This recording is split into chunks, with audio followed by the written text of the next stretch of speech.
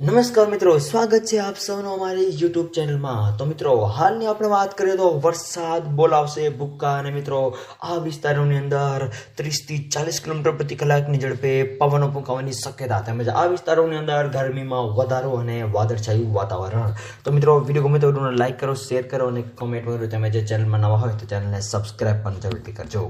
તો મિત્રો, હાલની આપણે જો વાત કરીએ તો 5 માર્ચ આસપાસ દેશના અલગ અલગ ભાગોની અંદર અમુક અંશે વાતાવરણમાં પરિવર્તન આવે એવી હાલ શક્યતા વ્યક્ત કરવામાં આવી રહી છે। આ સાથે સાથે નવું વેસ્ટર્ન ડિસ્ટર્બન્સ સક્રિય થવા પણ જઈ રહ્યું છે।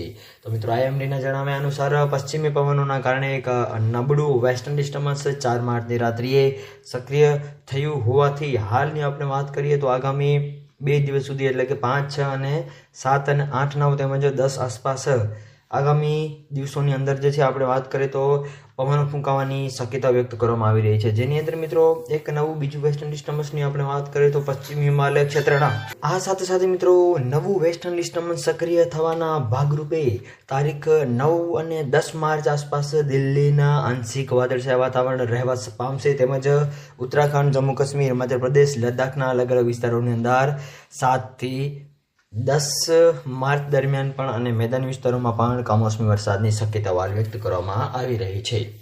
આ સાથે સાથે 7 થી 10 માર્ચ સુધી હવામાનની અંદર આપણે કેવું રહેશે વાતાવરણ, તો હવામાનની સૌથી મોટી આગાહી અનુસાર 7 થી 10 માર્ચ દરમિયાન જમ્મુ કાશ્મીર, લદ્દાખમાં હળવો કમોસમી વરસાદ જોવા મળી શકે છે તેની સંભાવના વ્યક્ત કરવામાં આવી રહી છે તેમજ હિમાચલ પ્રદેશ, ઉત્તરાખંડમાં પણ પર્વતોમાં હિમવર્ષા તેમજ મેદાની વિસ્તારોની અંદર કમોસમી વરસાદ જોવા મળી શકે છે। આ સાથે સાથે ગુજરાત, આંધ્રપ્રદેશના દરેક કાંઠાના વિસ્તારોની અંદર પણ હવામાન ગરમ અને ભેજવાળું રહેવાની શક્યતાઓ વ્યક્ત કરવામાં આવી રહી છે। તો બીજી બાજુ રાજ્યના અલગ અલગ ભાગોની અંદર પણ અમુક અંશે વાદળછાયું વાતાવરણ જોવા મળી શકે છે અને અમુક અંશે ગરમીમાં પારો જે છે એ 33 થી 35 ડિગ્રી આસપાસ રહે એવું પણ અનુમાન લગાવવામાં આવી રહ્યું છે।